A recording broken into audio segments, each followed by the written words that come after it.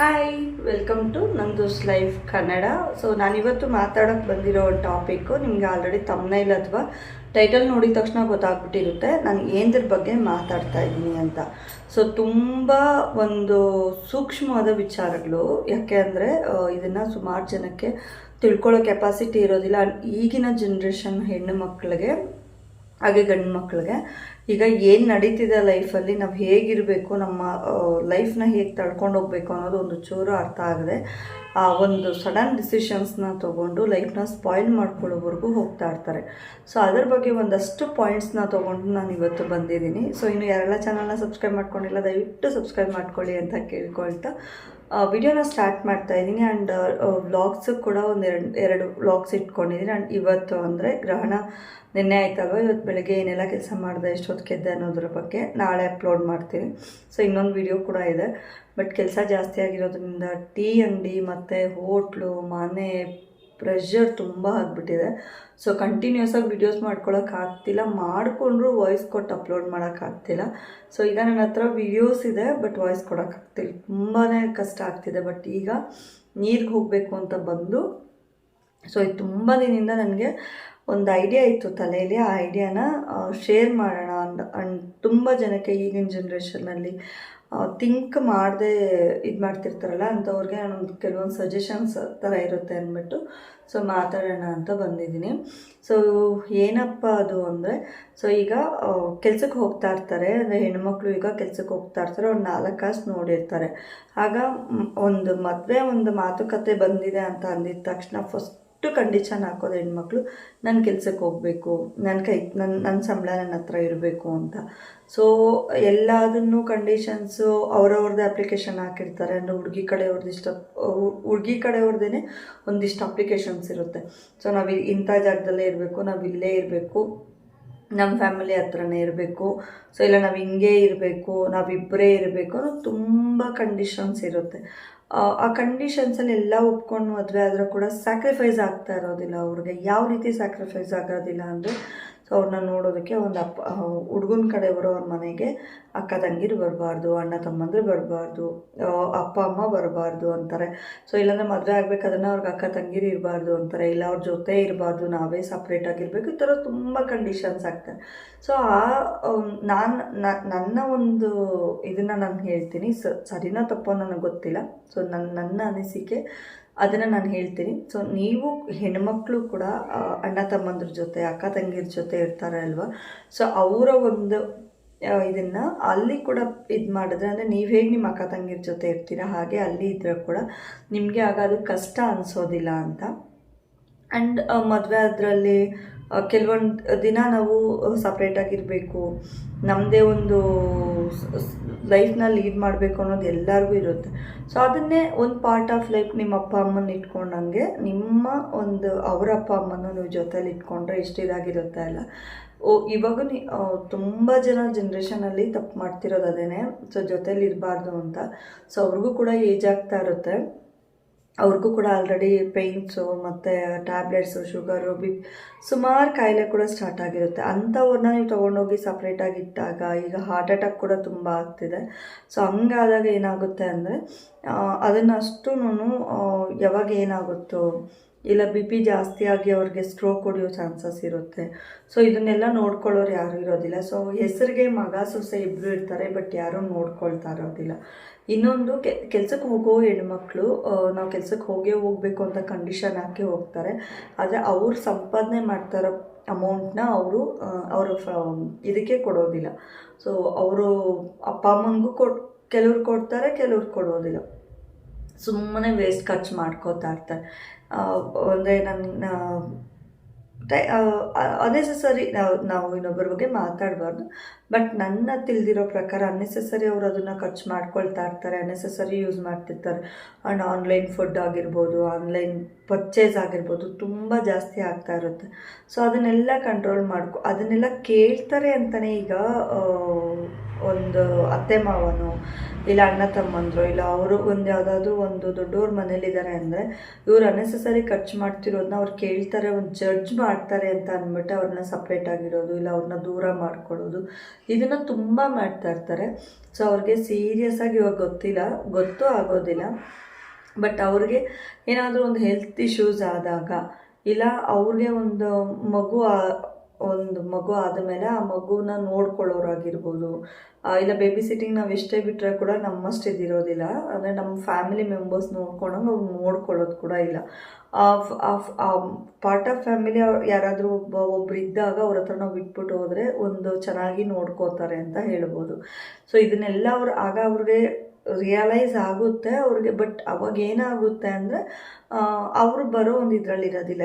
ಇವ್ರಿಗೆ ನಾವೇನು ಕೆಲಸದವ್ರ ಅಂತ ಹೇಳಿ ನಾವು ಯಾಕೆ ಹೋಗಬೇಕು, ಅವ್ರ ಮಕ್ಕಳು ನೋಡ್ಕೊತಾರೆ ಬಿಡು, ಆಗ ನಮ್ಮ ಕಷ್ಟ ಅಂದಾಗ ನೋಡಲಿಲ್ಲ, ನಮ್ಗೆ ಹುಷಾರಿಲ್ಲದೆ ಇದ್ದಾಗ ಯಾರೂ ನೋಡಲಿಲ್ಲ, ಇವಾಗ ನಾನು ಯಾಕೆ ನೋಡಬೇಕು ಅನ್ನೋ ಒಂದು ಇದು ಬರುತ್ತೆ. ಸೊ ಒಂದು ಫ್ಯಾಮಿಲಿ ಬಿಲ್ಡ್ ಮಾಡಬೇಕು ಅಂದರೆ ಈಗ ಚಿಕ್ಕವರು ತುಂಬ ತಪ್ಪು ಮಾಡ್ತಾರೆ, ನಾವು ಕೂಡ ತಪ್ಪು ಮಾಡ್ತಾನೆ ಇರ್ತೀವಿ. ಸೊ ಅದನ್ನು ತಿದ್ದಿ ಬುದ್ಧಿ ನಮ್ಮನ್ನು ಒಂದು ಹಂತಕ್ಕೆ ತೊಗೊಂಡು ಹೋಗೋರು ದೊಡ್ಡವರೇ. ಯಾಕಂದರೆ ಅವ್ರು ಆಲ್ರೆಡಿ ಜೀವನನ ನೋಡ್ಬಿಟ್ಟಿರ್ತಾರೆ, ಕಷ್ಟ ಅನುಭವಿಸಿರ್ತಾರೆ, ಯಾವುದೇ ರೀತಿ ಒಂದು ಇದಿರೋದಿಲ್ಲ ಅವ್ರಿಗೆ. ಅವರು ಪ್ರತಿಯೊಂದು ಹೆಜ್ಜೆಗೂ ಕಷ್ಟ ನೋಡಿ ತುತ್ತು ಅನ್ನಕ್ಕೂ ಕಷ್ಟಪಟ್ಟು ಅವ್ರು ಬಂದಿರ್ತಾರೆ, ಕೂಲಿ ಕೆಲಸ ಮಾಡಿ ಬಂದಿರ್ತಾರೆ. ಸೊ ನಾವೀಗ ಎಜುಕೇಷನ್ ಮಾಡಿಬಿಟ್ಟಿದ್ದೀವಿ, ಇಲ್ಲ ನಮ್ಗೆ ಇನ್ನೇನೋ ಒಂದು ಕುತ್ಕೊಂಡಿರೋ ಜಾಗದಲ್ಲಿ ಕುತ್ಕೊಂಡು ಕೆಲಸ ಮಾಡೋದು ಒಂದು ಬಂದಿರುತ್ತೆ. ಸೊ ನಮ್ಗೆ ಅಷ್ಟು ಗೊತ್ತಾಗ್ತಿರೋದಿಲ್ಲ. ಅವರು ಬೆಳಗ್ಗೆ 4 ಗಂಟೆಗೆ, ನಾವು 6 ಗಂಟೆಗೆ ಎದ್ದೇಳೋಕ್ಕೆ ಕಣ್ಣಲ್ಲಿ ನೀರು ಹಾಕ್ತಾ ಇರ್ತೀವಿ. ಅವ್ರು 4 ಗಂಟೆಗೆ ಎದ್ದು ಮನೆ ಕೆಲಸ ಎಲ್ಲ ಮಾಡಿ ಮಕ್ಕಳನ್ನೂ ಕಳಿಸಿ ಇವರು ಕೂಲಿ ಕೆಲಸಕ್ಕೆ ಹೋಗಿ ಮತ್ತೆ ಬಂದು ಇವರು ಎಲ್ಲ ನೋಡಿ, ಆಗ ದನ ಕರು ಹಸು ಎಲ್ಲನೂ ಇಟ್ಕೊಂಡಿರ್ತಾರೆ.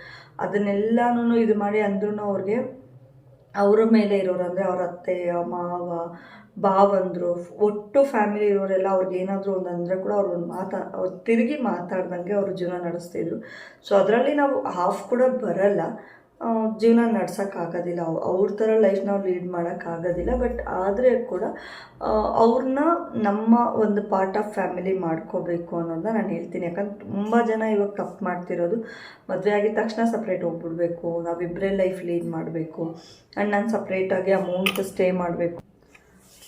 ಅದು ಏನಾಗುತ್ತೆ ಅಂದರೆ ಅವ್ರ ಹತ್ರನೇ ಅಮೌಂಟ್ ಇಟ್ಕೋಬೇಕು, ನಾವು ಯಾಕೆ ನೋಡಬೇಕು ಅವ್ರನ್ನ ಅಂತ ಎಲ್ಲ ಸುಮಾರು ಜನ ಅನ್ಕೋತಾರೆ.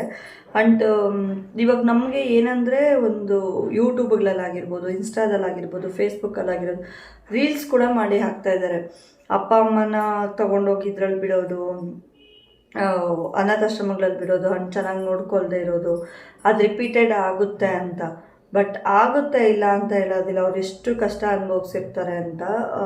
ಈಗಿನ ಜನ್ರೇಷನ್ ಅಂದರೆ ಈಗ ಸುತ್ತಮುತ್ತ ನಾವು ಕೂಡ ಸೇರ್ಕೋತೀವಿ, ಈಗಿನ ಜನ್ರೇಷನ್ ಮಕ್ಕಳಿಗೆ ತುಂಬ ಜನಕ್ಕೆ ಗೊತ್ತಾಗ್ತಾ ಇರೋದಿಲ್ಲ. ಸೊ ನನ್ನ ಒಂದು ಅನಿಸಿಕೆ, ನನಗೆ ಗೊತ್ತಿರೋ ಪ್ರಕಾರ ನಮ್ಮ ತಂದೆ ತಾಯಿ ಥರನೇ ಅವ್ರನ್ನ ಕೂಡ ನಾನು ಸುಮಾರು ವಿಡಿಯೋಸಲ್ಲಿ ಹೇಳಿದ್ದೀನಿ ಅನಿಸುತ್ತೆ ಇದನ್ನು. ಸೊ ಲಾಸ್ಟ್ ನಾನು ಒಂದು ವಿಡಿಯೋ ಮಾಡಿದಾಗ ಕೂಡ 1 ಇಯರ್ ಬ್ಯಾಕ್ ಒಂದು ವಿಡಿಯೋ ಮಾಡಿದಾಗ ಕೂಡ ಅದರಲ್ಲೂ ಕೂಡ ನಾನು ಶೇರ್ ಮಾಡಿದ್ದೀನಿ.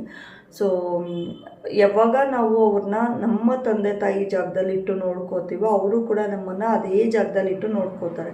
ಇವಾಗ ಏನು ಹೇಳ್ತಾರೆ ಅಂದರೆ, ಸೊಸೆ ಬಂದು ಮಗಳಾಗೋಕ್ಕಾಗೋದಿಲ್ಲ, ಅತ್ತೆ ಬಂದು ಅಮ್ಮ ಆಗೋಕ್ಕಾಗೋದಿಲ್ಲ ಅಂತ. ಡೆಡ್ ಅಪೋಸಿಟ್ ಅದು.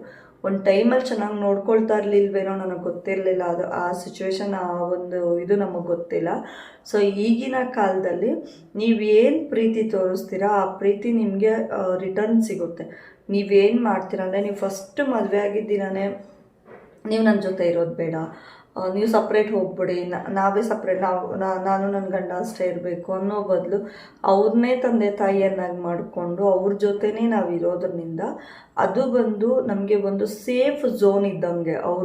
ಅವ್ರ ಜೊತೇಲಿ ಇರೋಷ್ಟು ದಿನ ಅದು ನಮಗೆ ಒಂದು ಸೇಫ್ ಝೋನ್ ಅದು.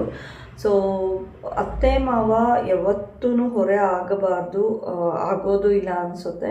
ಸೊ ಅವ್ರನ್ನ ನೀವು ಎಷ್ಟು ಚೆನ್ನಾಗಿ ಇಟ್ಕೋತೀರೋ ಅವರ ಆಶೀರ್ವಾದ ನಿಮ್ಗೆ ಅಷ್ಟೇ ಸಿಗುತ್ತೆ. ಆ್ಯಂಡ್ ತುಂಬ ಚೆನ್ನಾಗಿ ಎತ್ತರಕ್ಕೆ ನೀವು ಬೆಳಿತೀರ. ಇಲ್ಲಾಂದರೆ ನೀವು ಏನು ಕೆಲಸ ಮಾಡಿದ್ರೂ ಕೂಡ ಸೊ ಅವ್ರ ಶಾಪ ನಿಮಗೆ ತಟ್ತಾನೆ ಇರುತ್ತೆ. ಅದು ಏನೋ ಇವಾಗೆಲ್ಲ ಹೇಳ್ತಾರೆ ಏನಂದರೆ, ಸೊ ಶಾಪ ಎಲ್ಲ ತಟ್ಟಲ್ಲ, ಅದು ಮೂಢನಂಬಿಕೆ ಅಂತ. ಬಟ್ ಅದು ನಾನು ಮೂಢನಂಬಿಕೆ ಅಂತ ಹೇಳೋದಿಲ್ಲ, ನಂಬದ ಹೋಗಲಿ, ಅದು ಒಂದು ಇದು ನಿಮಗೆ ಹಿಂಟಿದ್ದೇ ಇರುತ್ತೆ. ಅದು ಅದು ನಿಮ್ಮ ಒಂದು ಪಾರ್ಟ್ ಆಫ್ ಲೈಫ್. ಇವಾಗ ನೀವು ನಿಮ್ಮ ಅಪ್ಪ ಅಮ್ಮನ ಇದರಿಂದ ಬರಬೇಕಾದ್ರೆ ಹೇಗೆ ಅವ್ರಿಗೆ ಬ್ಲಡ್ ಹಂಚ್ಕೊಂಬಂದಿರ್ತೀರ, ಅವರು ಒಂದು ಇದನ್ನು ನೀವು ತೊಗೊಂಬಂದಿರ್ತೀರ, ಹಾಗೆ ಅವರು ಕೂಡ ಅವ್ರ ಕಷ್ಟನ ಅವ್ರ ಸುಖನ ಅವ್ರು ತಿಂದ ಹೋಗಲಿ ಅದನ್ನು ನಿಮಗೆ ಹಂಚಿರ್ತಾರೆ. ಈಗ ಹುಡುಗಿರಿಗೆ ಆಲ್ಮೋಸ್ಟ್ ಏನಾಗುತ್ತೆ ಅಂದರೆ ಹುಡುಗಿಯವ್ರ ಅಪ್ಪ ಅಮ್ಮ ಚೆನ್ನಾಗಿರಬೇಕು, ಹುಡುಗಿ ಅಣ್ಣ ತಮ್ಮಂದ್ರು ಚೆನ್ನಾಗಿರಬೇಕು, ಹುಡುಗಿ ಫ್ಯಾಮಿಲಿ ಎಲ್ಲ ಚೆನ್ನಾಗಿರ್ಬೇಕು. ಆದರೆ ಹುಡುಗನ ಕಡೆಯವ್ರನ್ನ ಯಾರನ್ನೂ ಸೇರಿಸ್ಕೊಳ್ಳೋದಿಲ್ಲ. ಹುಡುಗಿ ಕಡೆಯವ್ರು ಡೈಲಿ ಬರ್ಬೋದು, ಬಂದು ಹೋಗ್ಬೋದು, ಇರ್ಬೋದು, ಮಾತಾಡ್ಬೋದು, ಎಲ್ಲ ಮಾಡ್ತಾರೆ. ಆದರೆ ಹುಡುಗನ ಕಡೆಯವರು ಅಪ್ಪ ಅಮ್ಮ ಬರಬಾರ್ದು, ಅಣ್ಣ ತಮ್ಮಂದ್ರು ಬರಬಾರ್ದು, ಈ ಥರ ಎಲ್ಲ ಕಂಡೀಷನ್ಸ್ ಆಗ್ತಾ ಇರ್ತಾರೆ. ಸೊ ಈ ಕಂಡೀಷನ್ನ ಸ್ವಲ್ಪ ಯೋಚನೆ ಮಾಡಿ ನಮ್ಮ ಒಂದು ಇದರ ಥರನೇ ಅಂತ ಹೇಳಿ ಯೋಚನೆ ಮಾಡಿ ಮುಂದುವರಿಯೋದ್ರಿಂದ ತುಂಬಾ ಲೈಫ್ ಚೆನ್ನಾಗಿರುತ್ತೆ. ಆ್ಯಂಡ್ ಇಲ್ಲ ಅಂದರೆ ಇವಾಗ ತುಂಬ ಡೈವರ್ಸ್ಗೆ ಅಪ್ಲಿಕೇಶನ್ಗಳು ತುಂಬ ಹೋಗ್ತಾ ಇರುತ್ತೆ. ಆ್ಯಂಡ್ ಬಿಟ್ಬಿಟ್ಟು ಹೋಗ್ತಾ ಇರ್ತಾರೆ. ಯಾಕೆ ಅಂದರೆ ಹುಡುಗನಿಗೂ ಹುಡುಗಿಗೂ ಸೆಟ್ಟೇ ಆಗ್ತಾ ಇರೋದಿಲ್ಲ. ಹುಡುಗಿ ಅಪ್ಪ ಅಮ್ಮನ ನೋಡ್ಕೋಬೇಕು ಅಂತಿರುತ್ತೆ, ಹುಡುಗಿಗೆ ನಿಮ್ಮಪ್ಪ ಅಮ್ಮ ಬರಬಾರ್ದು, ನಮ್ಮಪ್ಪ ಅಮ್ಮ ಅಷ್ಟೇ ಬರಬೇಕು ಅನ್ನೋದಿರುತ್ತೆ.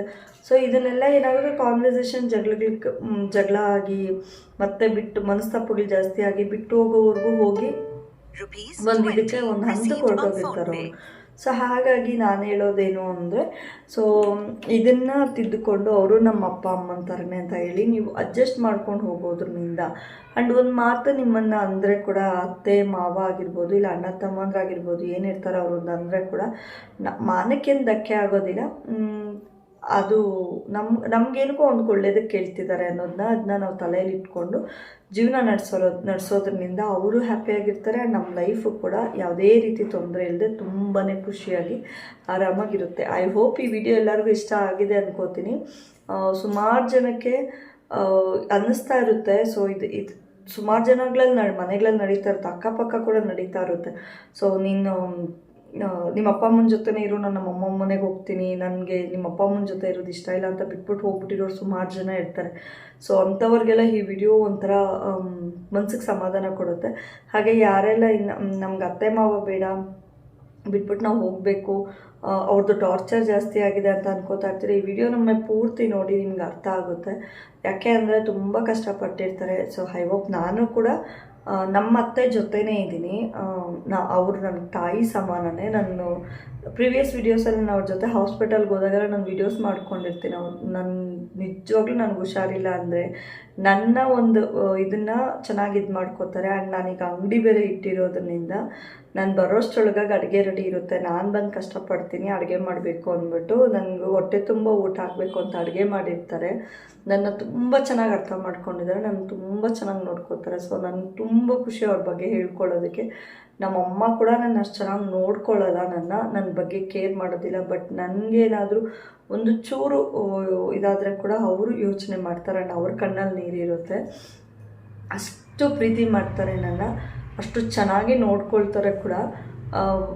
ನನಗೇನಾದರೂ ಬೈದರೆ ಮಗನ್ನ ತಿರುಗಿಸಿ ಬೈತಾರೆ, ಯಾಕೆ ಬೈತೀಯ ನೀನು, ಕಷ್ಟ ಬೀಳ್ತಾಳೆ, ಕೆಲಸ ಮಾಡ್ತಾಳೆ ಮನೆಯಲ್ಲಿ ಅಂತ. ಸೊ ಅಂದರೆ ನಾವು ಹೇಗೆ ಅವ್ರು ನೋಡ್ಕೊಂಡಿರ್ತೀವೋ ಆ ಕಡೆಯಿಂದ ಆ ಪ್ರೀತಿ ನಮ್ಗೆ ಹಾಗೆ ಸಿಗುತ್ತೆ ಅಲ್ಲ. ಸೊ ಅವರಂದರೆ ನನಗೂ ತುಂಬ ಇಷ್ಟ, ನಾನಂದರೆ ಅವ್ರಿಗೂ ತುಂಬ ಇಷ್ಟ. ನಾವು ಅತ್ತೆ ಸೊಸೆಗಿಂತ ತಾಯಿ ಮಗಳ ಜಗಳ ಆಡೋದೇ ಜಾಸ್ತಿ.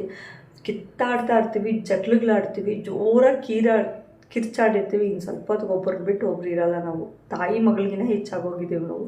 ಸೊ ಇದೇ ರೀತಿ ಪ್ರತಿ ಮನೇಲಿದ್ದರೆ ಕೂಡ ಪ್ರತಿಯೊಬ್ಬರು ಖುಷಿಯಾಗಿ ಆರಾಮಾಗಿರ್ತಾರೆ ಅಂತ ಹೇಳ್ತಾ ಈ ವಿಡಿಯೋನ ನಾನು ಇಲ್ಲಿಗೆ ಮುಗಿಸ್ತಾ ಇದ್ದೀನಿ. Thank you so much. ಪೂರ್ತಿ ವೀಡಿಯೋಸ್ನ ನೋಡಿ ಸಪೋರ್ಟ್ ಮಾಡಿ. Thank you all.